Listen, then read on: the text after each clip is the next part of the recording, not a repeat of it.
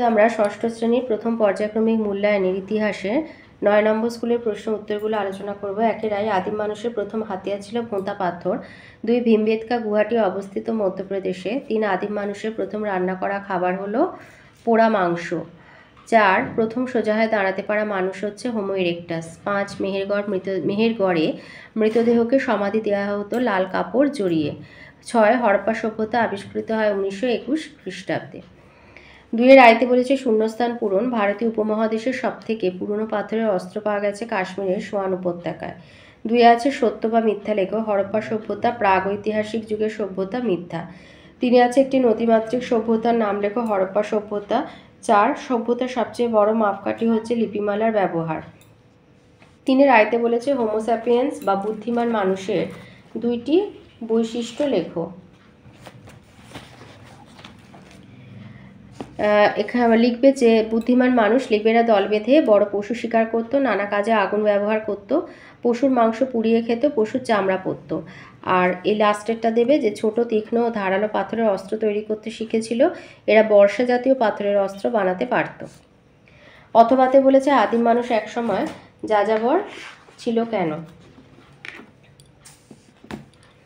আদিম মানুষ ছিল যাযাবর। তারা বিভিন্ন জায়গায় ঘুরে ঘুরে দিন কাটাতো। তাদের কোনো এক জায়গায় পাকাপাকি বসতি ছিল না। কারণ এক হচ্ছে খাদ্য সংগ্রহ। আদিম মানুষ নিজেদের খাবার নিজেরা বানাতে পারতো না।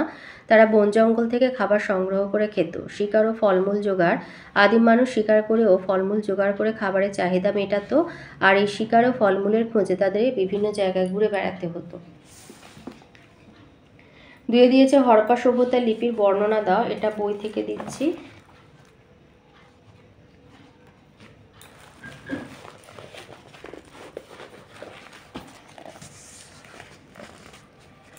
হরপ্পার বাসিন্দারা লিখতে পারতেন। তাদের লিপি পাওয়া গেছে, কিন্তু মুশকিল হলো সেই লিপি আজ অবধি পড়া যায়নি। শুধু লিপির খানিকটা অনুমান করা যায়। হরপ্পা লিপি হচ্ছে সাংকেতিক, তবে তাতে 375 থেকে 400টার মতো চিহ্ন রয়েছে। তবে হরপ্পার লিপিতে বর্ণমালা সম্ভবত ছিল না। এই লিপি লেখা হতো ডান দিক থেকে বাঁ দিকে। লিপিতে ছোট চিহ্নগুলি হয়তো সংখ্যা বোঝায়। অনুমান করা হয় দ্রাবিড় ভাষাগুলির সঙ্গে হরপ্পার ভাষার মিল ছিল। ঋগ্বেদের ভাষাতেও দ্রাবিড়ীয় ভাষার প্রভাব লক্ষ্য করা যায়। পাত্র, শিলমোহর, তামার ফলক নানা কিছুর উপরেই হরপ্পার লিপি পাওয়া গেছে। লিপি সাজিয়ে সাইনবোর্ডের মতো জিনিস ঢোলাবিরা কেন্দ্র থেকে পাওয়া গেছে। হরপ্পা সভ্যতার উন্নতির নমুনা হচ্ছে এই লিপি। সেগুলো ঠিকমতো পড়া গেলে ভারতীয় উপমহাদেশের অনেক অজানা ইতিহাস জানা যাবে। অথবাতে আছে সভ্যতা হতে গেলে কি কি বিষয় থাকতে হয়।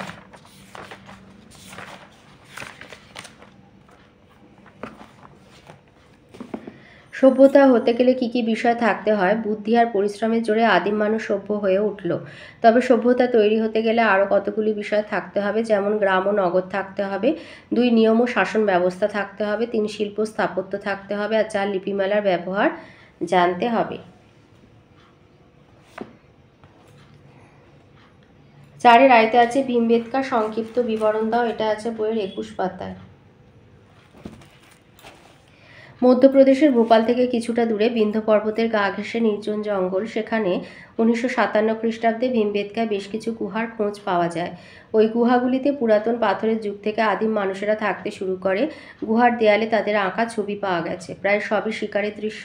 নানা রকম বন্য পশুর ছবি রয়েছে। তাছাড়া পাখি, মাছ, কাঠবিড়ালির মতো প্রাণীর ছবিও দেখা যায়।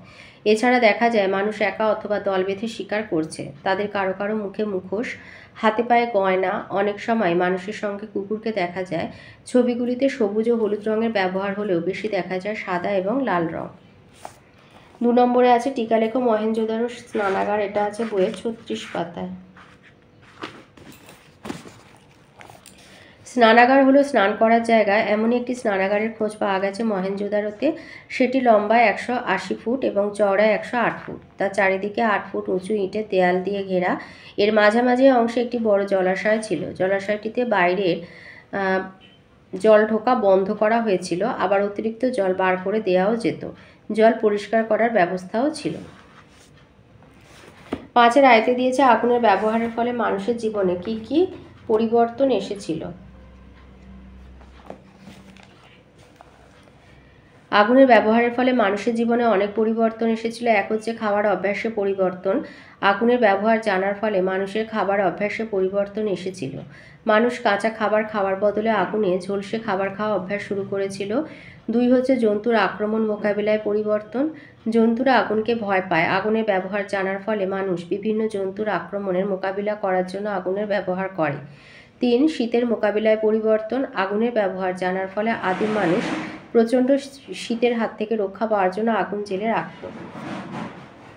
অথবাতে দিয়েছে আদিম মানুষ জোট বেঁধেছিল কেন, আর জোট বাঁধার ফলে জোট বাঁধার কি সুফল হয়েছিল বলে তোমার মনে হয়?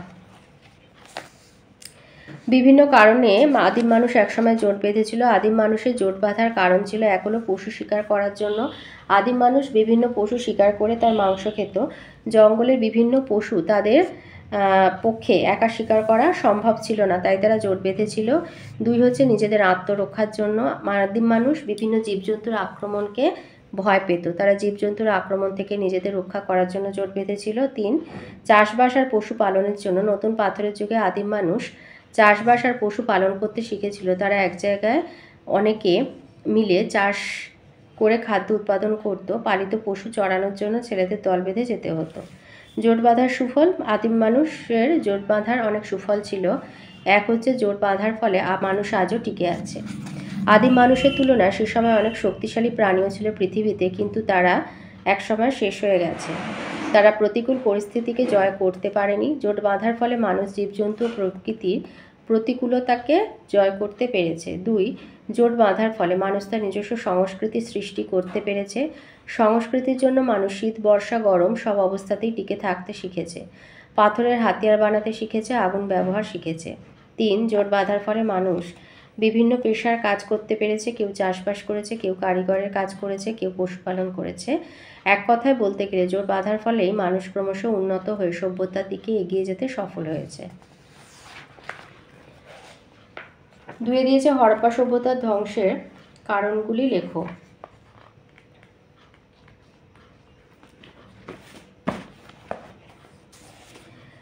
বিশাল ও বৈচিত্র্যময় হরপ্পা সভ্যতার খ্রিস্টপূর্ব 1750 অব্দের পর থেকে অবনতি ঘটতে থাকে। কারণ এক হচ্ছে বন্যা।